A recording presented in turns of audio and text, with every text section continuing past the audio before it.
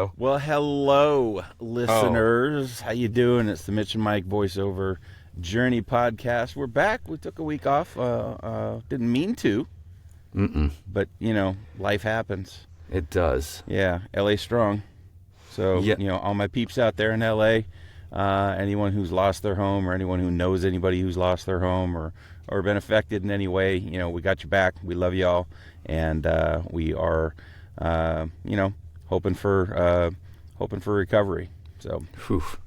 Yeah. On a lighter note, Carrie's here. Yeah. Hey. Yay. Yeah. I am happy to be here. I was looking forward to it all day. That's good. And Carrie, since Mitch didn't prompt you, say your last name for us. Yeah, it's Drovdlic. It's Croatian. Drovdlic. I'm not Croatian. I'm Croatian. But my husband is Croatian. Well, that tracks. So, yeah. What was your maiden name then? Like Jones or Smith? Melvin, and it's so much easier than Drovdlic, of course. So this was I got married 26 years ago. So, I didn't really want to change my name. I was in science at that time too, and I had already published something, so they always tell you, you shouldn't change your name. But my husband was kind of traditional, and it was a bit of a sticking point, and so he compromised. What I did was I changed my name from Carrie Lynn Melvin to Carrie Melvin Drovdlic. He changed his middle name to Melvin as well, which is actually a pretty progressive thing to do for a guy. And completely unfair. The rules around that are really sexist. I don't know if you guys knew that. Like, for a woman to change her name, no big deal. Okay. He had to have a court date. He had to put an advertisement in the newspaper. He had to do all this stuff to change his name that I thought was really unfair. And Melvin's just a man's name. It's not that hard. So I guess it's for so that they can make sure you're not trying to weasel out of a debt or something by changing your name. I see. But women don't have to do that. There. So and I don't know if it's that case now, because obviously there's a lot more same-sex marriages and stuff. So you would think that those rules would be changed, hopefully, to be a little more fair. And I think Drovdlic is a much more mad scientist name anyway. I think it's better. Honestly, it's Can we call you Captain Drovdlic? Please, yeah. So, that's part of your journey that I guess I've heard a bit about on off air or whatever. Yeah. But you were in science. What does that mean, and how did it lead to what you're doing now? I mean, it didn't lead at all there. Okay. But I felt like I've lived 3 different lives. I started out as a performer. I went to college. I started as a musical theater major. So I sang, I danced, I acted, I did all the stuff. But then I took this really hard turn in college into the sciences, and it was totally unexpected. I went to a liberal arts college, so you had to take a science course to get your full credits. And I took an anatomy class for non-majors, and I fell in love with it. I was like, this is freaking fascinating. And I wanted to know more. So then I took the next class was physiology for non-majors. And then I was like, I really want to know more, but I'm in this music program. And I think, to be honest, too, in hindsight, there was a little bit of I was a young woman with some self-esteem issues, and maybe now that I look back on it too, maybe a little bit of body dysmorphia. And I was having a really hard time being judged all the time on my appearance. I looked fine. When I look back, of course, I'm like, you looked fine. Nothing was wrong with you. But that's hard. When we're young, we don't have a good sense of ourself. Yeah. And so I think I was looking for something. I ended up going into science because you are not judged at all by what you look like in science. You are judged by what you know and what you can communicate. And so I think that really spoke to me and kind of called out to me. And it also makes sense why now that I've come back to performing, it's voice acting and not stage acting, because I can still do it in my little booth and nobody has to see me. For the most part. Yeah, except all the millions of people that are watching us on YouTube. Yeah, right? I'm okay with that. Yeah. It's just them. Yeah. But I ended up going to graduate school, and I worked, I did all the stuff. I worked in a lab with big vats of bacteria. The project that I worked on was studying the DNA replication of human papillomavirus, which is super sexy. I spent a lot of time doing this, pipetting one thing into another thing, and running Southern gels if you're interested in that kind of thing. The southern jails. The southern jails, not the northern jails. No, well, they are see, more the guy who made sophisticated the than first the gel, northern his jails. last name was Northern, and so that was called a northern blot. And then these other blots or gels, as the new ones were made, they just gave them the other names on the That's so direction. funny. I feel like I just got smarter. Yeah, you just learned something. I still feel like you're smarter than the two of us put together, though. So I doubt it. I just, like I had said to Mitch, like generous. I just know a little bit about a lot of stuff. Is all that comes down we to. know a little bit about a little bit of stuff. So That's how it feels sometimes. Yeah. Do you want to know what plants to eat in your yard? I've somehow faked my way through my day job career to get where I am, and I still look at it and go, I don't even know how I got here. How did this happen? What was that? What did I fell into a bunch of things where, I'm in business continuity that I don't expect anyone listening to know what that is, but I basically make sure that if business is being interrupted over here, that it can be done somewhere else. That's the short explanation. But the reason we didn't record last week is that I was heavily involved in the wildfires, working 14, 16-hour days, getting relief supplies to the employees of the company I work for. It's a larger company. So did I, when I grew up, did I say, Dad, I want to be in business continuity? Right. No. When I was 32, did I know what business continuity was? When I was 38, did I know what business continuity was? No, I really didn't. I worked with people, but it just kind of happens. And so, there's not any rhyme or reason to it. I'm just you almost here. said where you worked, Mike. You almost popped out where you worked. Yeah, you almost told the whole world, buddy. I mean, there's no we reason would have to bleep you. Oh no! I mean, I'm not ashamed of where I work. I like where I work, but we'll just keep the two lives separate. So that makes sense. Yeah, but now, I'm assuming you're still doing day stuff, or are you full time voice actor Carrie Drovdlic? Yes, that's exactly what I am. Woo! Carrie Drovdlic. I am full-time now. I wasn't when I started. I started in 2017, and I did it more like kind of hobby, part-time level, but I was just being a stay-at-home mom otherwise. Okay. So I've never really juggled a day job, per se, with voice acting, which has been... I recognize the privilege of that and the ease of that. I'm very thankful to have a husband who has a job that supports the family, that has allowed me to start a business from nothing, where I wasn't really making anything, to now where I can at least contribute a little bit. Hopefully start to contribute more as the years go by. Wouldn't we all like that? So, I've been very lucky in that regard. But yeah, and he was the one that kind of said that I should do that. So just to come kind of back around to the science story, I ended up getting out of the lab and going into something called genetic counseling, which is a nice touchy-feely area of science. A lot of women are in this area of science because we love science, but we love people, and so it's a nice way to put it together. So I would meet with patients that had, specifically, I worked in the cancer department at OSU. If they had a really bad family history of cancer, or were worried about some kind of hereditary cancer themselves, I would meet with them. I would take their family tree. I would figure out what genetic testing was best for them, and I would help them through that process. And I did like that job. It was a very fulfilling job. I enjoyed that. But then I stayed home with my kids for a while when they were little, and I did some medical writing on the side, but mostly just stayed at home. But the thing was that after you're out of the biz for X number of years, you have to take your certification exam again. And I hadn't practiced in 10 years. And so I went to, I spent thousands, and I'm not kidding, thousands of dollars on like courses to like get myself ready again. It's $1,000, add into that the cost of the test. And you guys, I missed it by 2 points. Oh. And I sat in the parking lot and cried. Yes. I was like, what am I going to do now? I was 45. And I was like, I could try to take that test again, but there's no guarantee I'm going to pass it. Right. And I had been like out of like full-time work for so long, it felt weird to even think about going back into a place. I still had kids at home. So my husband said, oh, you should do audiobooks, because when you read to the kids, you do all the voices and stuff.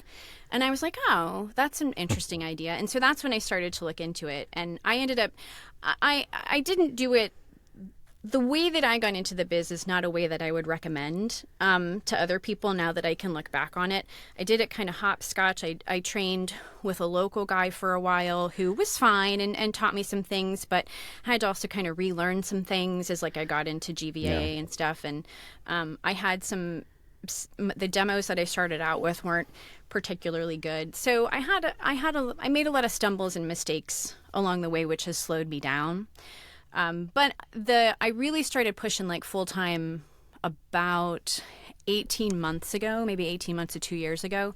And that's when things really started to change. I mean, my kids are older too, are in college now. I was able to finally put some time with it, because before it always had to come last. Like I said, my husband works full time. He travels all the time. I had 3 kids at home.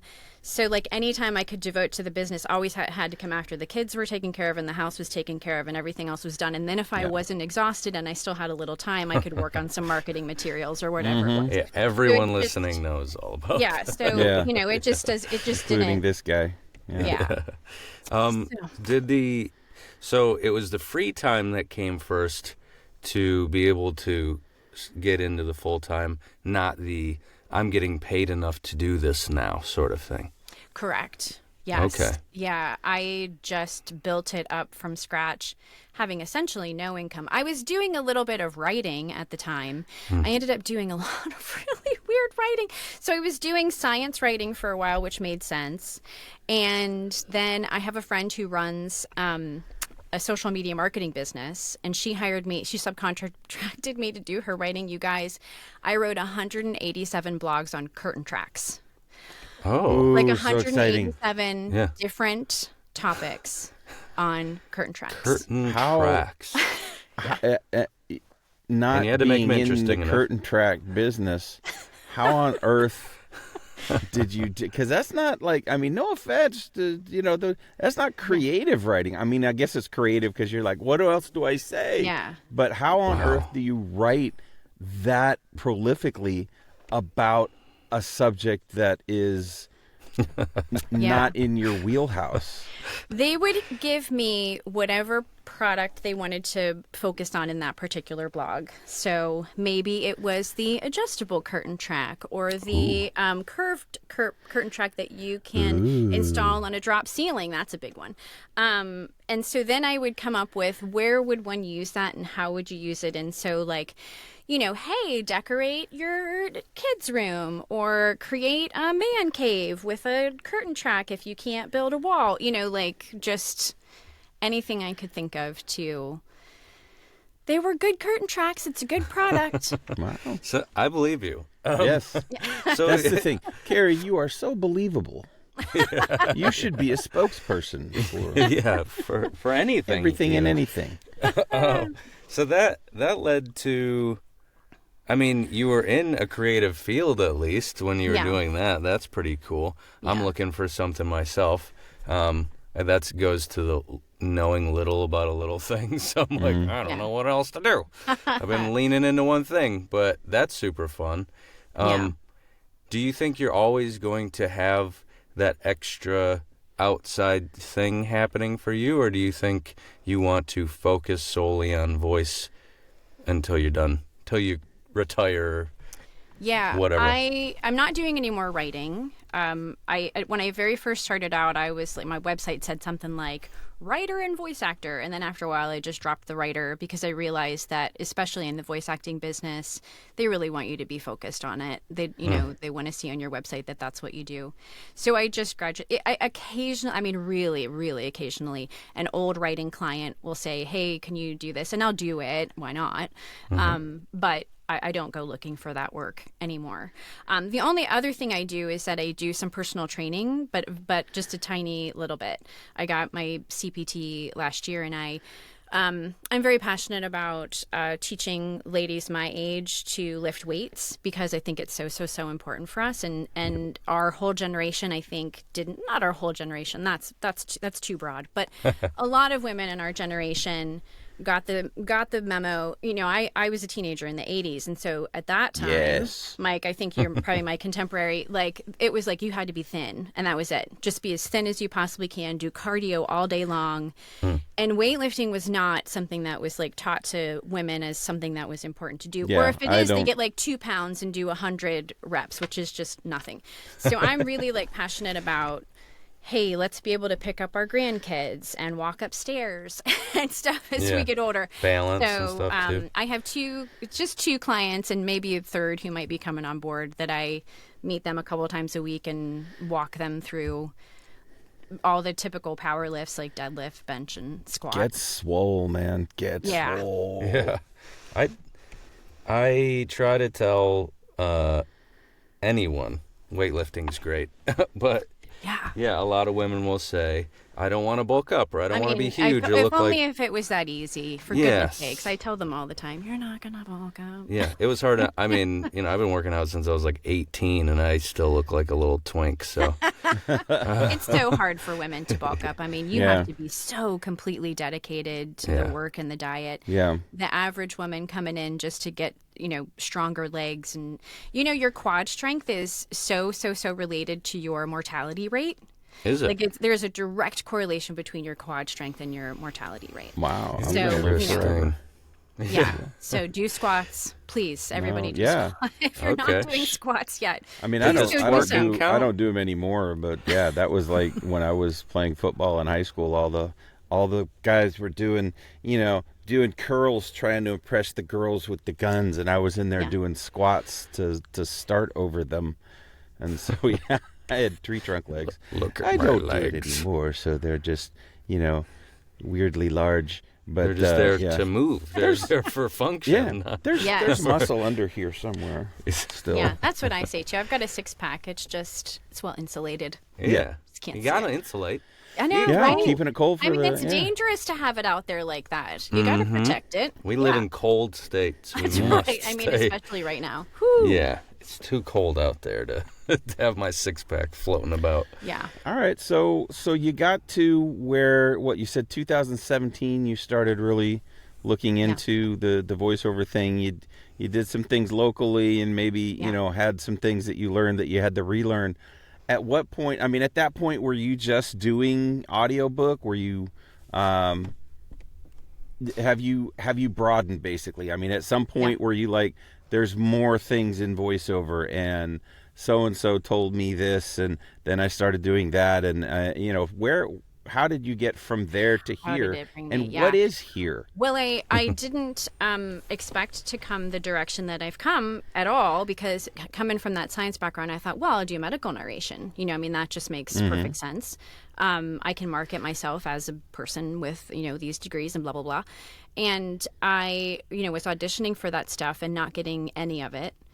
Because, you know, there's hundreds of other people auditioning for those jobs who are experienced, and I'm not. So, you know, just on one of the pay-to-plays, a job popped up one day that had only had 17 people audition for it. And all the other, you know, the medical narration jobs had hundreds. And it was for a scared Japanese teenager for a video game.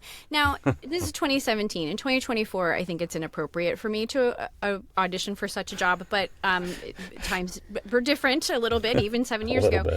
So I auditioned for it, and that was one of the first jobs I got, because I only auditioned for it because the mathematician in me said 1 out of 17 is way better than fine. 1 out of whatever this is. Yeah. And I just went on YouTube, like, you know, how to do a convincing Japanese accent. And I'm pretty good at picking up accents. Yeah. So that took me down a whole other route. Again, I thought I would do straight audiobook and medical narration. I've still never done any medical narration. And I didn't start doing audiobooks right away. So that took me down this character route.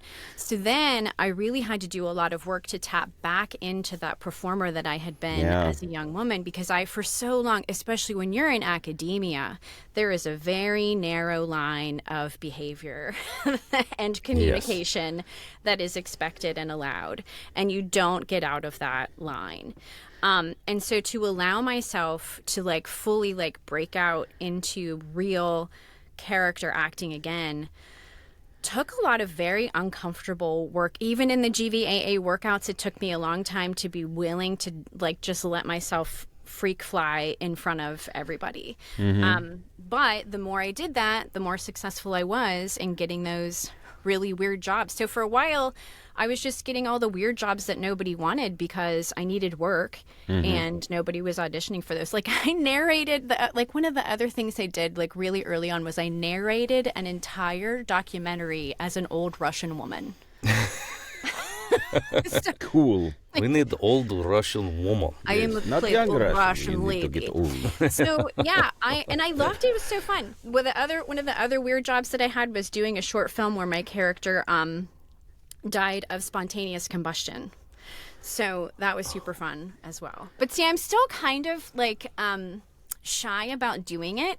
So I'm fine recording it and sending it out in the world, but I didn't want anybody to hear me actually doing it. So when I had to record that scene at home, I told my husband to take the dog for a walk. I was like, I can't, I know you're going to hear me because I'm going to be screaming my head off. Yeah. And I can't have him in the house. How about now? Are you more open with it? You said you're still... Yeah. I am way more open with it now. Have you had the opportunity to do any directed sessions?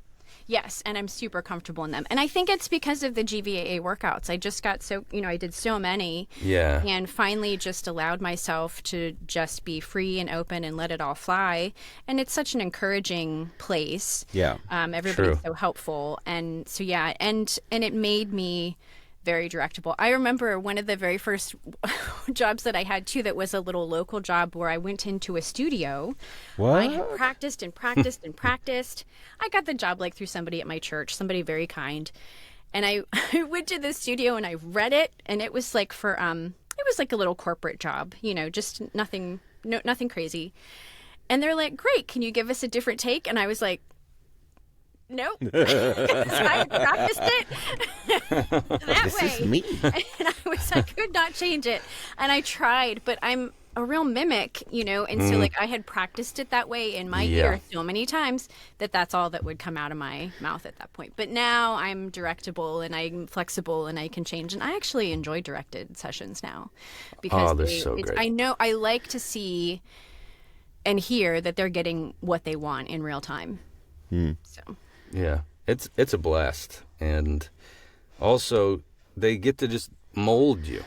You have the job, so once those nerves go away, you're like, ooh, I'm like doing the thing. Like I'm just kind of having fun with it, kind of like you do by yourself, but with someone in your ear. But I always do a little bit better when somebody just pushes me just a little bit. I think me too. It's funny that way. Yeah.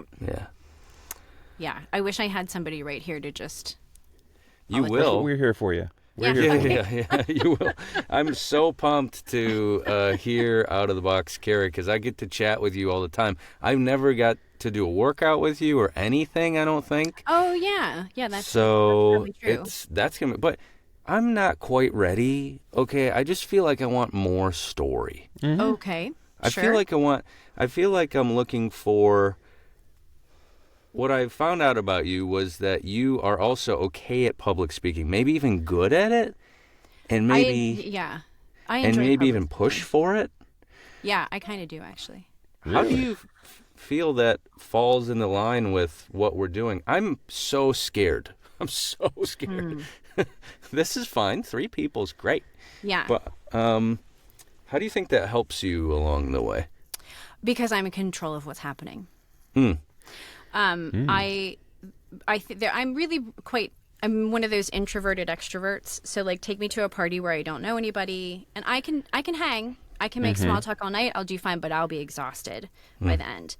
And but in front of a group though, I'm energized because I think there's a little bit of social awkwardness in me. And so I'm never not sure what like at the party, I don't know what to expect. Like, are you going to talk now or am I going to talk now or should somebody else talk now? But if it's public speaking, I'm going to talk now, and I'm going to control this whole conversation. I know exactly what's going to happen. I'm going to create the structure, and it's very comforting. And I love the teaching aspect. I did some teaching in sciences as well, and I kind of missed that.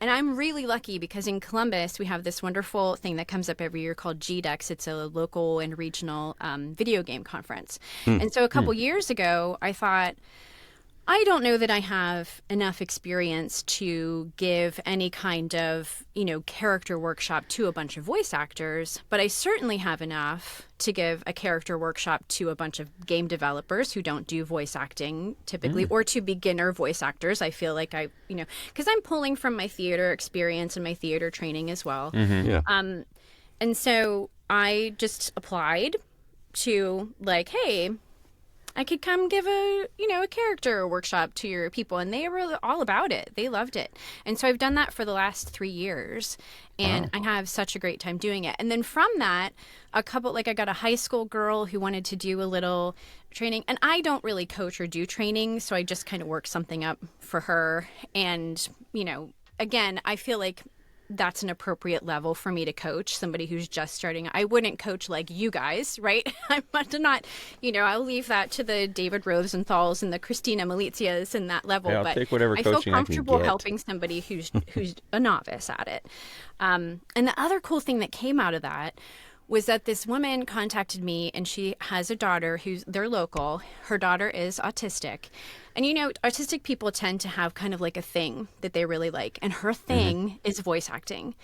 And she said, would you do a little coaching thing with her? She's like, all she really wants to do is talk in a microphone and record some things. And I said, yeah, I'll work out something. So I sent her some scripts, and she came here. And the fun thing, she was so fun because she sat down and started talking about Tara Strong and Gray Delisle, and I love this. And I'm like, oh my God, I know, I love them too. She personified the little voice actor part of me that was so excited about meeting voice actors and stuff. And we had an absolute ball. And all I did was I had her read the scripts, and then I threw some background and sound effects and made a little demo for her and sent her off. And I had the best freaking time with her. So yeah, I've gotten to do little things like that, and I'm happy about that. And I'm going to go talk to my son's a student at Ohio University, and I'm going to talk to the Ohio University Game Developers Association. Oh, really? Nice in. March. Nice in. Yeah. That's great. So, yeah. Man. And this has gotten you just in front of people. This has landed a couple small gigs, but... A couple small gigs, yeah. It hasn't translated into anything huge, but I more and more as I do this, I realize the value of simply getting out there and making connections and meeting people, and you just never know when something's they could call you back. 5 years later. Yeah, and Yeah. plus it's just fun. That's a fun group of people. They love what they're doing. Right. They can talk about games all day long. And you can, talk about a place where you can just completely be yourself and anything goes.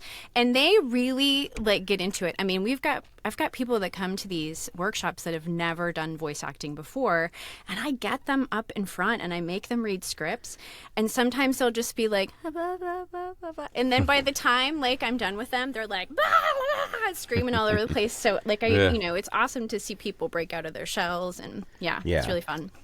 Yeah, that's an amazing part. Seeing it in the workshops that we do together, seeing some of the new people come in and get loose. Yes. Well, and that's what it's all about. It's fun. And you mentioned you have been with GVA. I actually did a workout this morning with our pal Sean Daly. First time I've ever done one. Oh, I like Sean. He leads them, intros them and runs the stuff behind, and then hands it off to Kristen Paiva or Jennifer Belson or whoever else.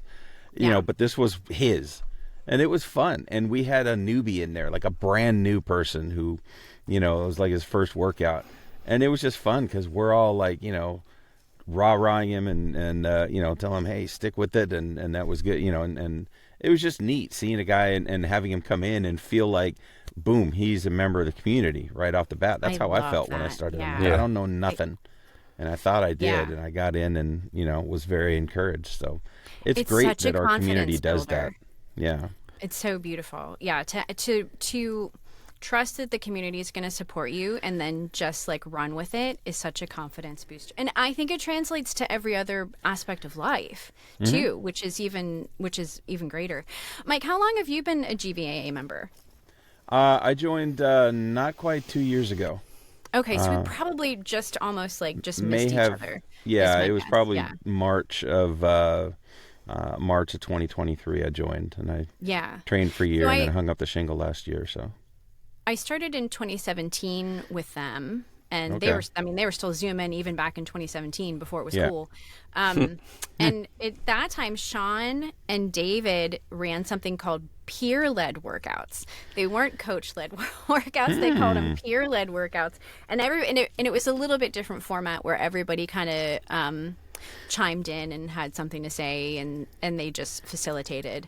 But then, obviously, as they got more experience. Well, no, because today Sean actually opened it up for comments, and it took me off guard because none of the other coaches do that. And so he's like, anybody else have anything to say to Bob or whatever? Yeah, so that's probably kind of the leftover from I'm on mute, and I'm like, I don't, so we ended up, being, and it was fun. It was interesting to be able to say, that was great, and here's what I loved about what you did.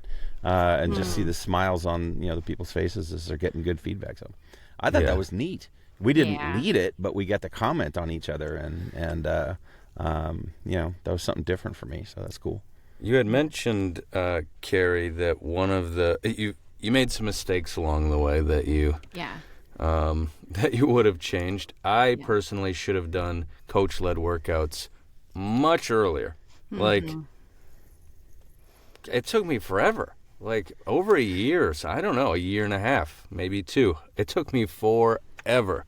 What do you think you could tell the listeners to like, just don't, or please do? Right.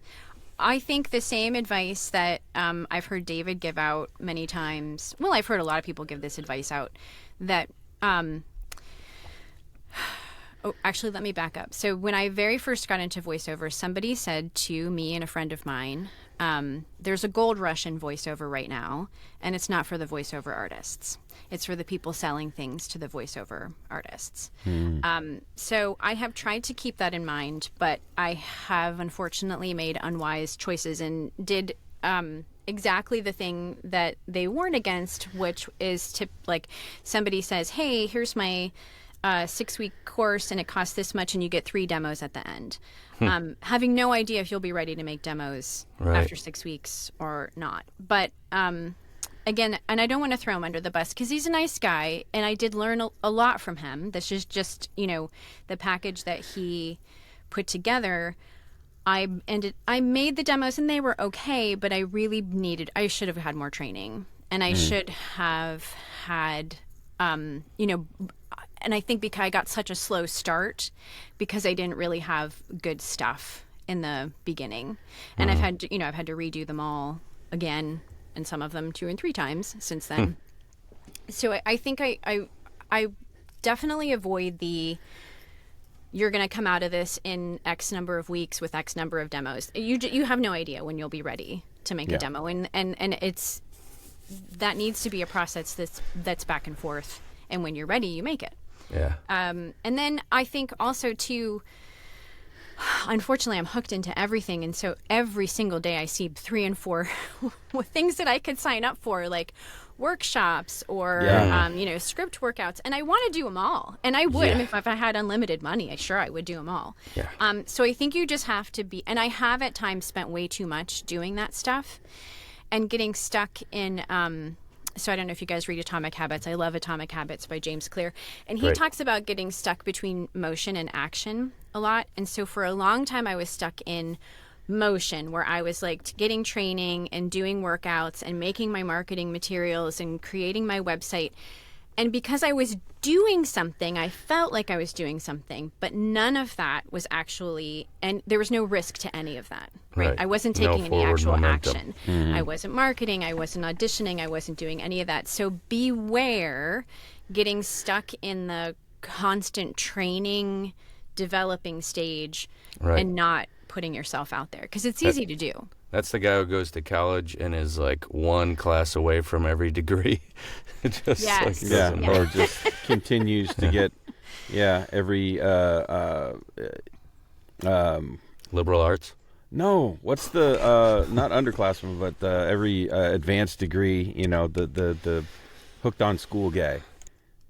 The hooked on school guy. Yeah, the guy that never, you know, he gets a degree and then he stays in college to get another degree and then he stays in college to get another degree. Yeah, and never actually leaves to do anything. Yeah. That's great. But there is that balance, right? I mean, you were talking about how you wish that, you know, you hadn't signed up for that one thing that was like 5 classes and a demo. That you went at the pace that made sense, and that's, I think, is the message, is that some people, you know, they might come into this ready where they get a couple of sessions and it's like, okay, you've been acting all your life and you sound really great and you know, you catch on real quick and maybe it's time to make it. And there's some people that it might take a year and a half before you're even ready to get in 10, the booth and do it. Yeah, 10. 20. Yeah, some people. We've all been in classes. No, I'm just. It's making sure you're going at the correct pace for you, I think, is the message. Yeah. And not getting stuck in that safe place of perpetually training. Yeah. Because at some point you got to leave the nest, and you got to get out there and you got to see if you got it. Yeah. I was itching to leave. Good for you. But this is going to be a weird segue. Speaking of itching, Mike. Sorry, there goes my dog. Nice. There's dog. All right, do you have any more questions, Mike? Because I got one. You know, my normie. Yeah. You go ahead with. I mean, I guess. What are you doing now? What's like? What are the things that Carrie is hanging her hat on right now? Mostly character work. But I've gotten a lot of character work for children's e-learning, which is really nice. That's a very fun kind of character work. Okay. And audiobooks. So that is mostly what I've done for the past year. I have done a little commercial work, and that's the place where I am focused for 2025 because I really want to beef up that area. So working with Tina Marasco and updating my commercial demo and that kind of thing. So that's so my plan is keep up the character work on the audiobooks, get the commercial work up to par as well. All right. Nice. How exciting. Now I'm done. Mitch, ask your showstopper, and that was a great question. We'll see what comes next. Mike's full of great questions tonight.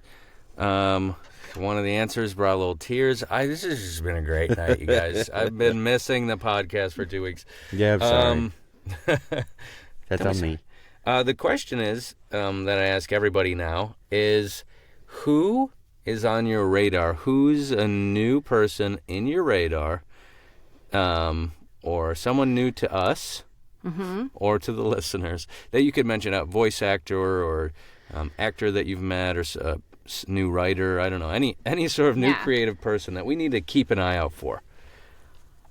The first person that comes to mind is another Michigander. Michigander?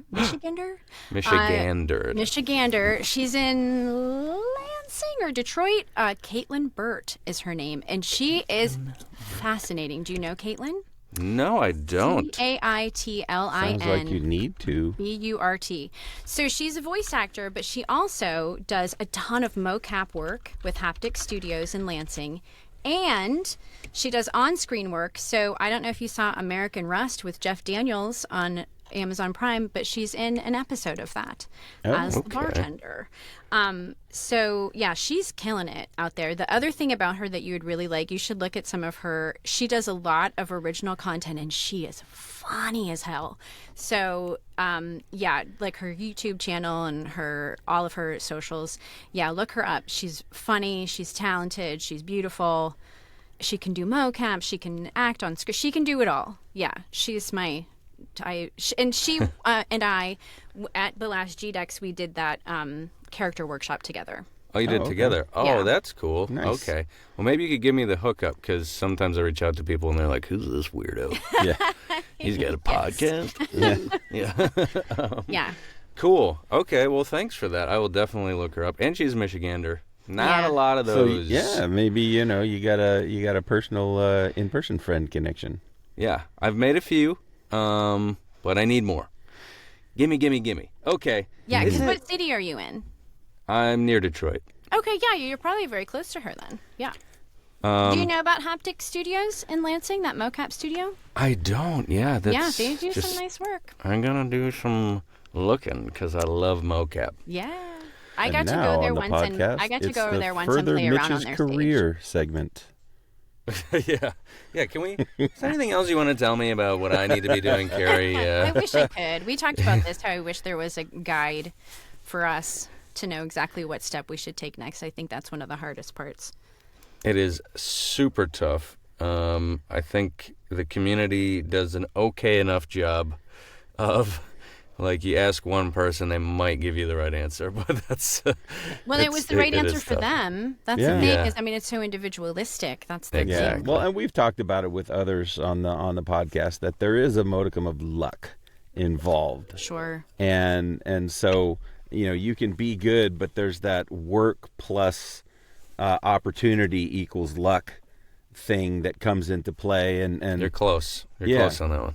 Yeah. Is that what it's Tyler's thing. I know it's Tyler's quote, but other people have said it as well. But yeah, I mean, it's a Seneca quote originally, I think. Is that what it is? Yes. Luck is, I'm going to, just paraphrasing, but luck is when opportunity meets preparedness or something like that. Yeah. I'm looking it up now, so everybody knows. Yeah. Yeah, Seneca quote on luck will probably get it for you. I think it's Seneca. Man. Was that from the Hunger Games? Seneca? He was a Stoic philosopher.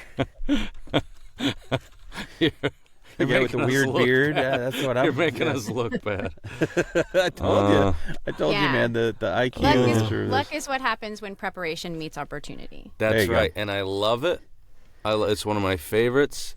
It was one of the first things that knocked my head, like, oh, you're not going to just find the right job by working at a restaurant. You gotta luck. Buddy boy.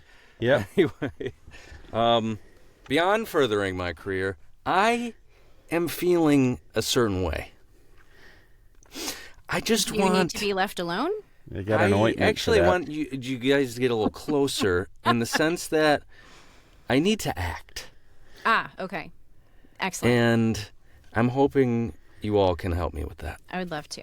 Well, I'm in, Mitch. I might have to put on some different glasses if we're going to read a script. It's like, okay. One of these days, Mitch is going to do that, and I'm just going to go, yeah, no.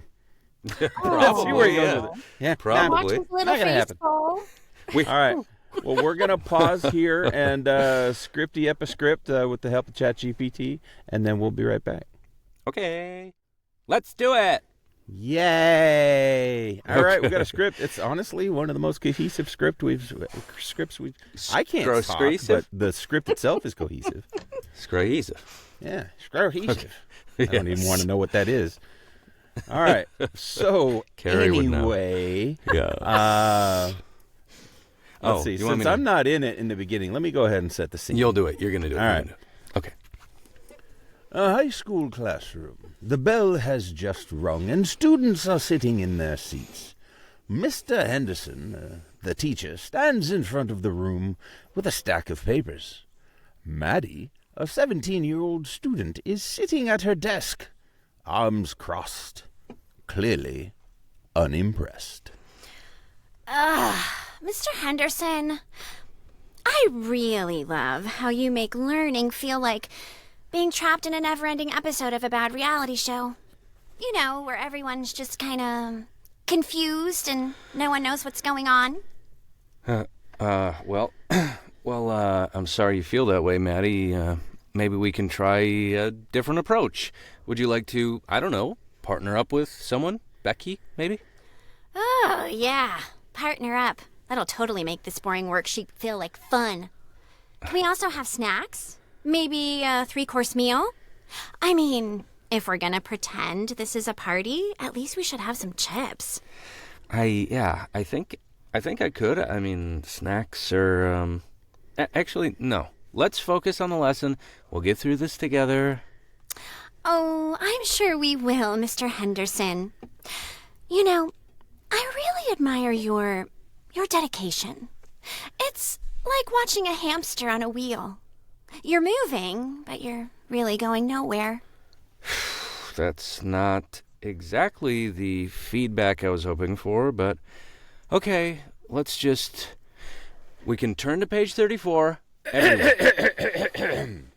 Mr. Henderson, what is going on in here? I've been getting complaints from the cafeteria workers that students are doing crossword puzzles during lunch instead of, eating. What is your plan for this class? Oh, Principal Thompson, you're just in time to witness peak education. We're all so engaged. Just ask Mr. Henderson. He's basically a magician, turning learning into a mystical experience where nothing makes sense. Hey. You've been magically turning them into crossword addicts, have you? Well, that is it. I'm putting a stop to this nonsense, Mr. Henderson. This is not acceptable. What is your excuse for this nonsense? But I didn't. There was some. Stop stumbling and tell me. No, but there was some suggestions for active learning. And Maddie seems to, active learning? What are you talking about? Well, if by active you mean giving up and letting Maddie take over, then sure. Go right ahead. Go ahead and do that. Why don't you? She's practically teaching the class at this point. Young Maddie, what is your secret? Caffeine? Is there something I don't know about this place? Oh, Principal Thompson, I don't need caffeine. I've got raw talent. But if you want to help, a little cash for snacks might get everyone to pay attention. Huh? Do you see what we're up here against here, Mr. Thompson? Mr. whatever your name is? It's Henderson. Yes, see, I'm all confused. Because this is so crazy. This is your class, Henderson. Yeah. We're clearly in crisis mode. I guess, yeah. I mean, I'll definitely try harder or something. Try harder. That's rich. All right. Everyone, settle down. You, in the back, sit down. Zip up your fly. Hey, no more snack-based teaching strategies, okay? Mr. Henderson, next time, let's just try to, I don't know, keep the disasters contained, okay? Maddie, I'm gonna need you to, I don't know, chill a little bit. Sure thing, Principal Thompson. I'll chill. When pigs fly. I swear the school has gone mad. The door slams behind him. Mr. Henderson exhales in relief, while Maddie leans back in her chair, smugly satisfied. I think we really nailed that. I can't decide if I should be grateful or terrified. And scene. And Love finito. And somehow there's I've a come to really small like her, bit actually. of understanding between Maddie and Mr. Henderson. Yeah, Yes. I think so. I think they've come to a good place. I still feel dejected as heck. I'm getting flashbacks here. But thanks a lot for that, Carrie. Man. Yeah, that was fun. You embodied her. Mike, you're definitely a principal. But Yeah. your definitely- ad-lib is on point. No, I Yeah, definitely especially like for forgetting the Thompson, character's whoever name. you are, Yeah. whoever I am. Yeah. I love Mike's old curmudgeon, which I don't always get, I don't always get to hear him, so wonderful time. Yes, very fun, very fun. We love to have Yes, fun. thank you, ChatGPT. Here on the Mitch and Mike. Yeah. Yes, I'll thank them now and see what they say. Yeah. Okay. What does ChatGPT Thank say you when for do that wonderful script. Hold on. You're very welcome. I'm glad you enjoyed it. If you ever need another script or anything else, please feel free to ask. I'm That's so exactly creeped what I out always right now. thought it sounded like. I need to go take a shower. Anyway, All hey right. guys. Well, hey, my mom's calling. Mom. So Okay, I guess it's a good time to end the show. So y'all have a great time, Carrie. It was fantastic to meet you and get to know you. And I had such a good time. Thank you so much, guys. Hey, don't be Thank you. Man. All right, thanks, guys. Bye, y'all. Bye.